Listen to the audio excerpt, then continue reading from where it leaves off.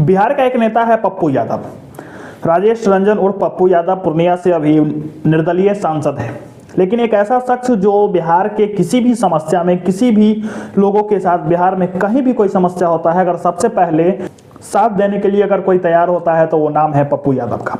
और पप्पू यादव भले ही उनको कोई अपराधी कहे, भले ही उनको कुछ भी कहे, और उनका जो बैकग्राउंड रहा है वो भले ही जो भी हो, लेकिन अगर सबसे पहले किसी व्यक्ति की देखा जाता है अगर मदद करते हुए तो वो है पप्पू यादव। चाहे वो कोरोना का समय हो, जिस कोरोना में लोग घर से बाहर नहीं निकलते थे, कोई नेता घर छोड़कर बाहर नहीं निकलता था, वहां पप्पू यादव पूरे बिहार को बचाने के लिए, बिहार के लोगों के सहयोग के लिए ऑक्सीजन सिलेंडर बांट रहे थे। और इसका परिणाम देखिए कि 2024 के लोकसभा चुनाव में लगभग 15,000 से ऊपर वोटों से पप्पू यादव निर्दलीय चुनाव जीत गए। और लगातार ये अक्सर देखा जाता है कि बिहार में जहां भी कोई समस्या होता है, चाहे जवानिया में आचार संहिता लगा हुआ था, उस वक्त भी पप्पू यादव वहां लोगों की मदद कर रहे थे, पैसा बांट रहे थे, उन पर एफआईआर भी हुआ या चुनाव आयोग की तरफ से नोटिस भी हुआ, जो भी हुआ, लेकिन फिर भी पप्पू यादव रुकते नहीं है। बिहार में जहां भी जो भी जरूरी पड़ता है, जहां जिसको न्याय की जरूरत पड़े, कोर्ट की जरूरत पड़े या पैसे की जरूरत पड़े, पप्पू यादव सबसे पहले खड़े दिखते हैं। बीते दिन पटना नीट छात्रा का मामला था, उसमें भी पप्पू यादव लगातार इतना सवाल उठा रहे थे कि आखिरकार उनको गिरफ्तार करके जेल भेज दिया गया। और आज 7 दिन बाद पप्पू यादव जेल से फिर से बाहर आ गए हैं। और पप्पू यादव जब जेल से बाहर आए हैं तो उन्होंने सबसे बड़ी बात सुन लीजिए क्या कहे हैं। जीता हूं तो ये न्याय की जीत है।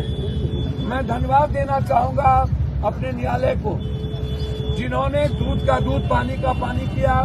और इसमें सबसे ज्यादा भूमिका बिहार के तमाम जनता, जो मेरे लिए भगवान है, 2 भगवान है, एक न्यायालय, एक जनता, और उसमें सबसे ज्यादा भूमिका मीडिया की है। और मैं मीडिया को आभार प्रकट करता हूं, दिल से मैं धन्यवाद देता हूं। गलत तरीके से मेरे साथ कोशिश की गई और मुझे मरवाने की कोशिश की गई।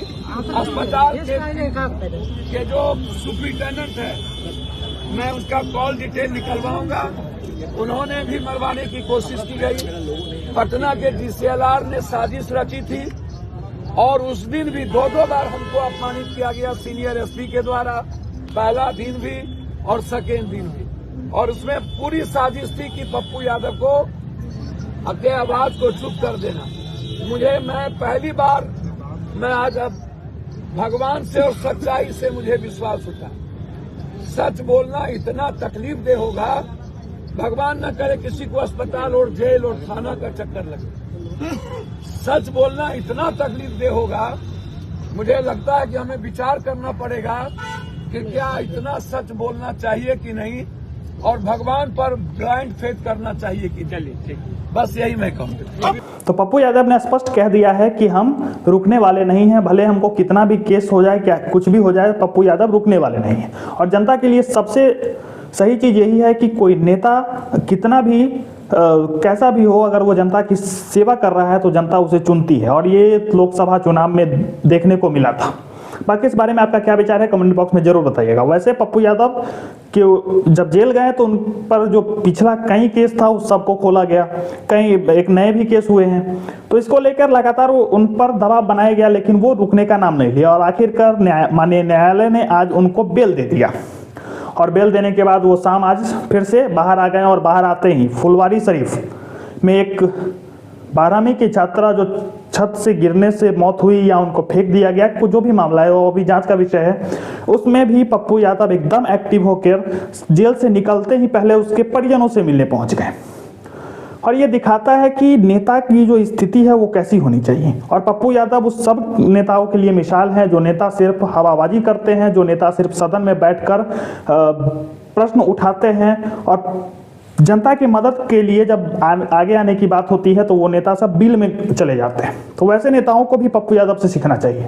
और बात रही जहां तक बहुत सारे ऐसे विधायक और सांसद को हम देख रहे हैं जो बिहार के हैं, उनसे जब इस मामले पर, पटना नीट छात्रा के मामले पर पूछा जा रहा है तो वो, और जब विपक्ष सवाल उठा रहा है, सरकार के जो रवैया है, सरकार का प्रशासन का लॉ एंड ऑर्डर है, इस पर जब जनता सवाल उठा रही है या विपक्ष जो सवाल उठा रहा है, तो इस पर सत्ता पक्ष वाले नेता का अजीब बयान आता है।